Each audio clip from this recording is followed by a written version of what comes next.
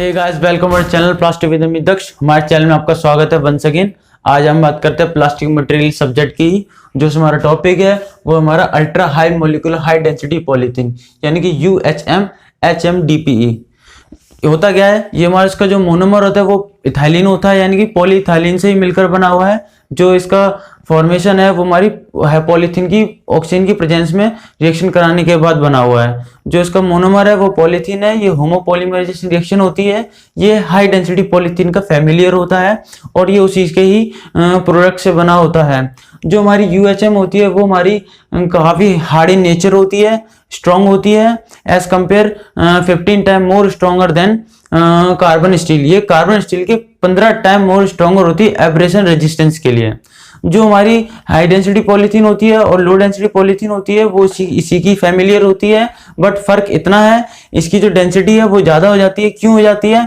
जो हमारी और रेस्ट प्लास्टिक से है high density polythene, low density polythene, वो हमारी ऑक्सीजन की फॉर्म में बनी होती हैं, लेकिन ये ऑक्सीजन की प्रेजेंस में तो होती है, लेकिन इसके अंदर एक और नया कैटलिस्ट आ जाता है, उसका नाम है मेटालोसिन। मेटालोसिन का क्या काम होता है? ये यानी कि ये मोनोमर है, यानी कि ये मॉलिक्यूल्स हैं, कोई भी मॉलिक्यूल्स ले लीजिए, उनके सेंटर टू सेंटर बॉन्डेड करता है।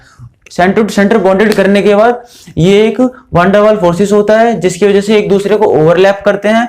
ओवरलैप करने के बाद जिनका स्ट्रक्चर होता है काफी जाइंट और हार्ड होता है और रिजिड होता है, जिसकी वजह से ये हमारी इसकी डेंसिटी हाई हो जाती है और ज्यादा स्ट्रांग हो जाती है। इस वजह से ये हाई डेंसिटी पॉलीथीन से स्ट्रांग होती है। तो ये था इसका मेन काम। क्या डिफरेंस था? ये मेटासोलिन नाम का एक कैटलिस्ट होता है, जिसकी वजह से इसका जो स्ट्रक्चर है काफी चेंजेस हो जाते हैं और स्ट्रांग हो जाती है एज कंपेयर रेस्ट पॉलीथीन की वजह से। तो आइए इसकी प्रॉपर्टी के बारे में बात करते हैं। इसकी जो प्रॉपर्टी है उसकी सबसे पहले हम बात करते हैं डेंसिटी। डेंसिटी इसकी 0.97 ग्राम पर सेंटीमीटर क्यूबिक होती है। इसका जो मेल्टिंग पॉइंट होता है वो 130 से लेके 136 तक सेंटीग्रेड इसका वेरीज करता है। अब आता है high resistance of abrasion. High resistance of abrasion का मतलब ये है कि ये बहुत अच्छे से रेजिस्टेंस करती है। किसी भी आप कोई भी खुदरी चीज इसके ऊपर घिसोगे या फिर इसे रगड़ते हो तो इसके ऊपर स्क्रैच आसानी से नहीं आते हैं, हमें बहुत ज्यादा इंपैक्ट लगाना पड़ता है। इसकी वजह से ये गुड क्वालिटी ऑफ इसकी स्मूथ सरफेस है, जिसकी वजह से अच्छा गुड एब्रेशन देती है। फिर इसके बाद है नॉन टॉक्सिक।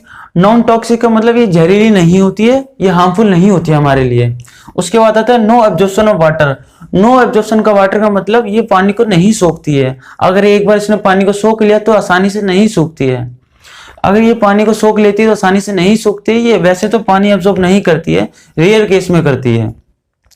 जो हमारी UHM होती है वो हमारी ओपे की होती है, सेमी क्रिस्टल होती है। सेमी क्रिस्टल होती है और जब इसको हम ब्रेक करते हैं तो जब यानी कि हम इसे तोड़ते हैं तो इसके जो एजेस होते हैं यानी कि जहां से टूटते हैं हल्का हल्का पहले व्हाइट होता है, व्हाइट के बाद फिर उसके बाद फिर ये टूटती है। कभी आप गौर करके देखना, जहां से टूटना शुरू हो रही है तो यहाँ पर हल्का हल्का व्हाइट होता है। तो ये हमारी UHM होती है। और फिर हम इसके बारे में बात करते हैं यूजेस। यूजेस कहाँ होते हैं? बो स्ट्रिंग में काम आते हैं। बो स्ट्रिंग का मतलब जैसे कि ये है, मान के चलिए आपके टेस्ट ट्यूब साफ करने वाला ब्रश होता है, उसके ऊपर जो वायर होता है मेटल का भी होता है, प्लास्टिक का भी होता है। जो वायर वाला ऐसे होता है उसको हम बो स्ट्रिंग कहते हैं। बो स्ट्रिंग्स में काम आती है। बॉडी ट्रांसफर जॉइंट्स में काम आते हैं। आपके कोई भी बॉडी पार्ट से आपको बोन नहीं मिल रहा है तो उसकी हम बोन की जगह पे हम इसको यूज कर सकते हैं। उसके बाद आता है gear and axle. Gear, axle, roller, इन सब में बनाने में काम आती है। और फिर आता है पैराशूट्स। पैराशूट्स भी इसी का ही बना होता है, क्योंकि आप कितना प्रेशर होता है एयर्स का आप अनुमान लगा सकते हो। उसके बाद है क्लाइंबिंग इक्विपमेंट्स। क्लाइंबिंग इक्विपमेंट्स में काम आता है जब हम किसी में कोई माउंटेन एवरेस्टिंग करने जाता है या फिर क्लाइंबिंग करता है, हिल क्लाइंबिंग करता है, तो उसमें बहुत सारे हमें गैजेट चाहिए होते हैं, बहुत सारे इक्विपमेंट चाहिए होती हैं, तो उसी चीज में ये काम आता है। तो ये तो हमारा UHM। आज के लिए बस इतना ही। Thank you.